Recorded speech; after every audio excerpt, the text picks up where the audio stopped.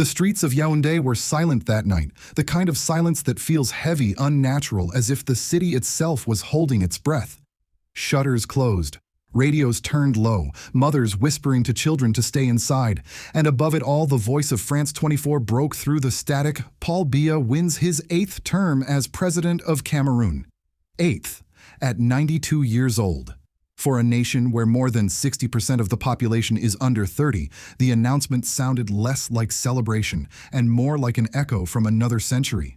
But this isn't just a story about one man's victory. It's the story of a continent caught between memory and awakening. In Cameroon, protests erupt. 2 are killed in Garoua. In Côte d'Ivoire, President Ouattara claims nearly 90% of the vote. And in Guinea, to even dream of running for president, one must pay 90,000 euros, the price of democracy, quite literally. Meanwhile, in Mali, schools are closing because jihadist blockades have cut off fuel supplies. The young can't vote. The young can't learn. The young can only wait. Across Africa, ballots are being counted, but hope is running out. Something deeper is shifting: a crisis of legitimacy, a generation realizing that the old structures of power were never meant to include them. They are asking not just who wins elections, but what elections even mean anymore. So tonight, as we revisit the continent's headlines, we ask, how long can nations survive on promises written by the past? And when will Africa's youth finally inherit the future they were promised? Because if democracy means choosing your master instead of your destiny, then perhaps the real revolution begins with the courage to say enough. Please share if you believe Africa deserves leaders chosen by truth, not tradition. Subscribe if you believe, as we do, that the truth is always more important than the headlines. Something unusual has happened inside Cameroon, something that even 4 decades of control could not fully contain. For the first time since 1992, the election results did not arrive with applause, but with disbelief. Paul Biya, the man they call the Sphinx for his silence and survival skills, was declared winner with 55.66% of the vote. His opponent Ibrahim, once a minister in Biya's own government, surprised everyone with over 35%, a symbolic crack in the granite of power. But even before the Constitutional Council finished reading the results, the streets of Yaoundé, Douala, and Garoua had already erupted. France 24's correspondent described it clearly: a ghost city, streets empty, soldiers on every corner, doors locked, fear in every window. In Garoua, 2 people were killed. In the Anglophone regions, police fired tear gas into crowds chanting, "Enough of the old." For many, this wasn't an election, it was a déjà vu. Because in Cameroon, elections have long been the stage on which the same play repeats, while the actors grow older and the audience grows restless. Paul Biya has been in power since 1982, before the internet, before cell phones, before most of his citizens were even born. He has lived through 8 American presidents, 4 French ones, and 5 coups across neighboring states. He is the continent's oldest leader and perhaps its most unmovable. But this time, even his own allies admit the ground is shifting. Brice Molot, a sociologist and political analyst, summarized it perfectly. You can't win a football match when the referee plays for your opponent. He calls this election le moment d'irréversibilité, a turning point that signals the beginning of the end, even for the seemingly eternal. Why? Because power, no matter how long it endures, cannot silence a population forever. Cameroon's youth, more than 60% of its people, are demanding space, jobs, and dignity.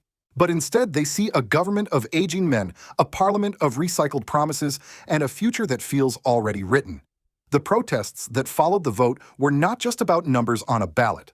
They were an expression of accumulated frustration over corruption, unemployment, and the unresolved Anglophone conflict that has taken thousands of lives since 2016. For many young Cameroonians, this election confirmed what they already knew: that change will not come from within the system. Inside the presidential palace, the atmosphere was described as calm, almost detached. Biya appeared briefly on national television, his voice measured, thanking the people for their confidence. But in neighborhoods just miles away, families mourned, their dead shops burned, and schools closed early. International observers stayed quiet. No urgent statement from Washington, no pressure from Paris. The West, often quick to lecture about democracy, preferred stability over confrontation. But to the people living in Cameroon's heat and hardship, stability has become another word for stagnation. What makes this election different is not just the violence or the disbelief. It's the feeling, even among Biya's supporters, that the cycle cannot continue forever. that one day, whether by time or by truth, the walls of this political fortress will crumble. Because how long can a country of 30 million remain hostage to one man's legacy? How long can its youth believe in a system that has never believed in them? This is not only Cameroon's question, it is Africa's question, from Senegal to Uganda, from Congo to Sudan. The question of whether democracy as imported and imposed can ever coexist with dignity and renewal. As night falls again over Yaoundé, the city remains silent. But this time, the silence is not fear. It is the sound of something waiting to be born. The morning after the announcement, Yaoundé looked less like a capital and more like a memory. Shops shuttered. Police trucks idled at every roundabout, smoke still rising in the distance. For the first time in decades, Cameroon's calm had cracked. At dawn, a group of young men gathered outside the University of Yaoundé. They carried nothing but their voices and handmade signs. We voted. You decided. Within minutes, tear gas filled the air. That single-scene students running through the mist of chemical smoke became the image of a generation betrayed. The government's response was swift and familiar: curfews, arrests, silence. State television replayed only official footage, soldiers distributing water, ministers speaking of national unity. But on the streets, people whispered another phrase: le régime est fini, the regime is finished. What made this moment different was the clarity of emotion. Even those who once supported Biya began to question not his power, but his purpose. The old argument, better the devil you know, suddenly sounded hollow. Brice Molot, the sociologist interviewed by France 24, captured the sentiment. We are beyond asking who won. The question now is what happens when the country itself is burning. His warning wasn't metaphorical. Reports emerged from Garoua and Bamenda of churches desecrated, traditional leaders attacked, and entire neighborhoods turning on each other. The violence wasn't organized. It was spontaneous, born of exhaustion. Molot continued, the regime has created a list of waiting people who believe their turn will come if they stay loyal. But time doesn't wait for anyone. That single idea, the list of waiting, struck a chord. For years, Cameroon's political system had promised loyalty in exchange for reward. But after 40 years, the line never moved. Young people realized their turn would never come. Then came the shock that broke even seasoned analysts. Paul Biya had won in the Anglophone regions, the very areas where his army has been fighting separatists since 2016. To many, that result was not just implausible, it was insulting. In towns like Douala and Bamenda, where gunfire and displacement define daily life, the idea that people voted overwhelmingly for the man overseeing their suffering felt like a cruel joke. As dusk fell, new protests erupted. Not organized marches, just raw, emotional outbursts. A young woman interviewed anonymously said, "We are not enemies of Cameroon. We are just tired of being invisible." That night, the army moved in. Dozens were detained. Social media slowed. And as images of smoke-filled streets reached the diaspora from Paris to Washington, the world finally looked, but only briefly. Foreign embassies released cautious statements calling for calm and dialogue. No mention of accountability, no condemnation of fraud. For the West, Cameroon's turmoil was inconvenient, too complex, too delicate, too small to threaten the global order. But for Cameroonians, it was personal. For them, democracy wasn't a theory. It was the line between survival and despair. At the height of the chaos, one image stood out. An old woman standing in front of armed soldiers holding a Bible to her chest. She whispered, "God sees." A soldier lowered his weapon. That small moment of humanity, caught by a journalist's lens, spread across social media, a silent prayer in a land where words no longer mattered. In the following days, calm returned, but it was the calm of exhaustion, not peace. Cameroon's ruling elite congratulated themselves for restoring order. But under the surface, something irreversible had happened. The fear that once protected power had transformed into resentment.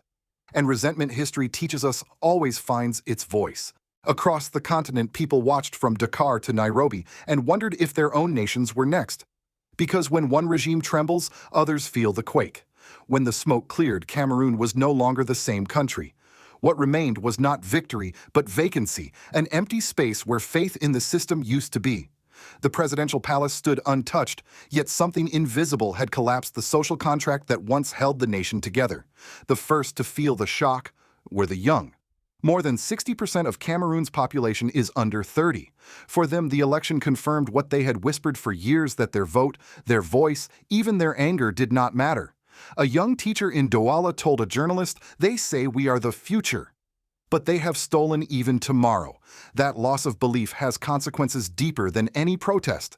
It seeps into classrooms, into churches, into the family table. When belief dies, fear loses its grip, and that is what truly frightens those in power. Politically, Biya's 8th term opened with a brittle calm. Ministers promised reforms, state TV showed ribbon cuttings and speeches about national dialogue.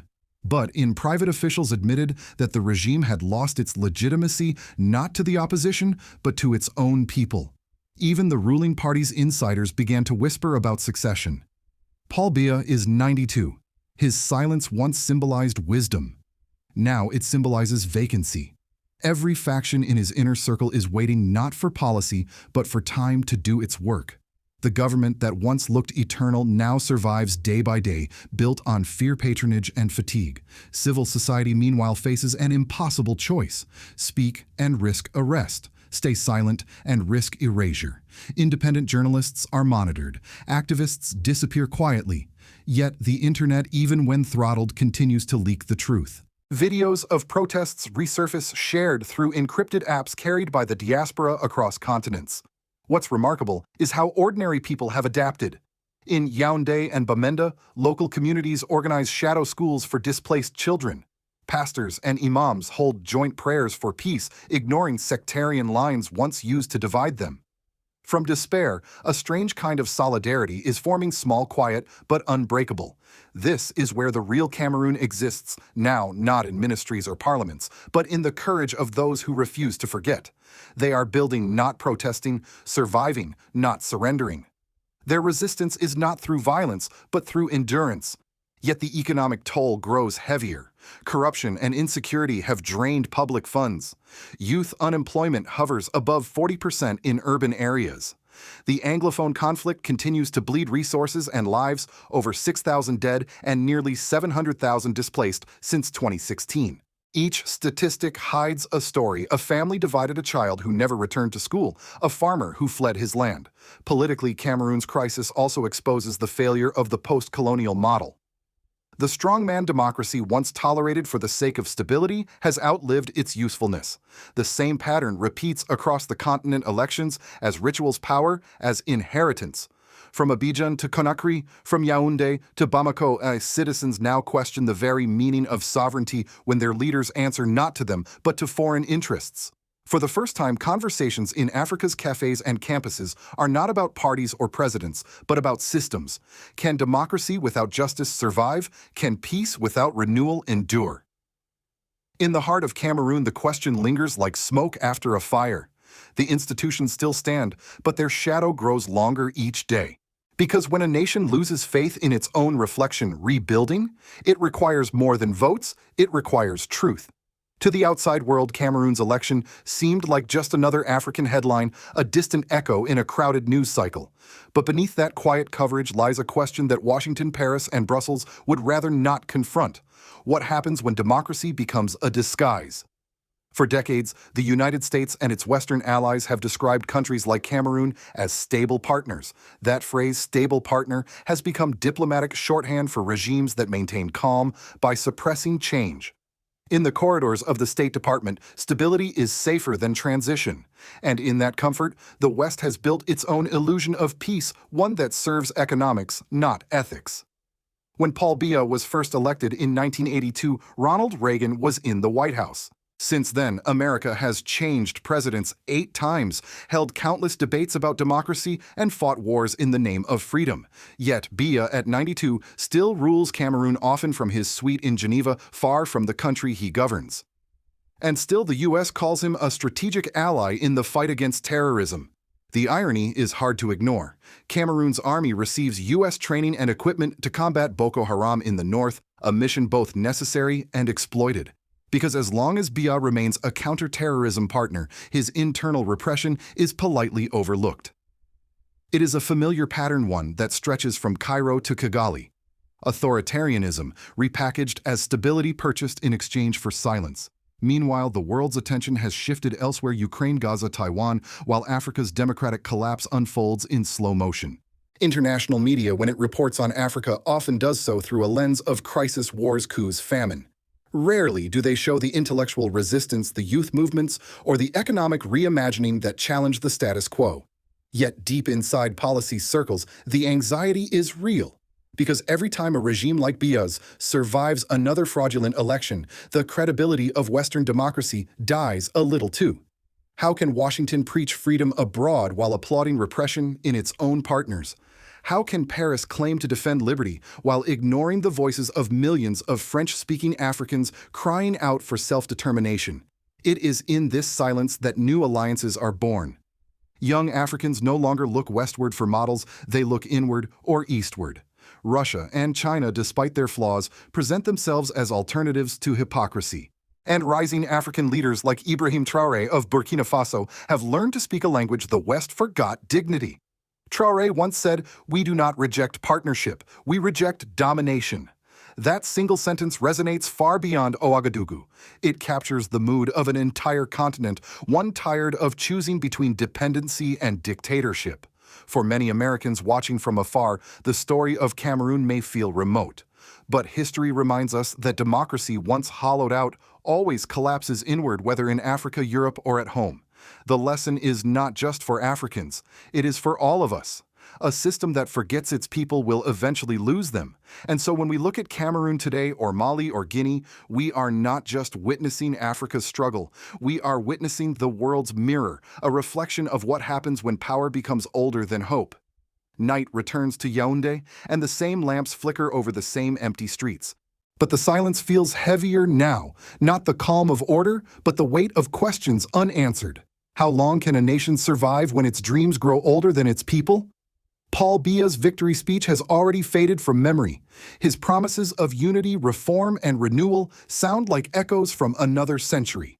Yet across the continent, his reflection multiplies. In Abidjan, in Conakry, in Bamako, men of power who mistake longevity for legitimacy. They rule from palaces built on sand, believing time itself is on their side. But time is changing. Something is shifting in the air of Africa, a quiet awakening that even tear gas cannot suffocate. From the villages of the Sahel to the markets of Douala, the youth are no longer waiting for permission to speak. They are building their own language, their own alliances, their own meaning of freedom. And perhaps this is the real revolution, not one fought with guns or ballots, but with memory, the refusal to forget what truth feels like. In that sense, every broken election, every silenced protest becomes a lesson rather than a defeat. For the world watching from afar, especially for us in the West, this is a moment of reckoning. Democracy is not a gift we can export. It is a garden we must tend everywhere, or it dies from neglect. When we tolerate tyranny because it wears a friendly face, we betray the very ideals we claim to defend. Across Africa, new leaders are emerging who speak not of charity, but of sovereignty, not of alliances, but of equality. Among them, one name rises again and again: Ibrahim Traoré of Burkina Faso. Young, unflinching, he represents what many Africans now crave: a leadership rooted in service, not submission. His vision challenges not only France or the United States, but the entire architecture of global dependency. He reminds us that the true test of freedom is not how long one rules, but how deeply one uplifts. So tonight, as we look across a continent standing at the edge of renewal, one question remains: will the world listen before it's too late? Or will we wait until the silence of Yaoundé becomes the sound of an entire generation lost? If you believe that Africa deserves leaders chosen by truth, not tradition, share this story. If you believe that democracy must mean dignity, subscribe and join those who refuse to look away. Because history is not written by those who watch, it is written by those who dare to see.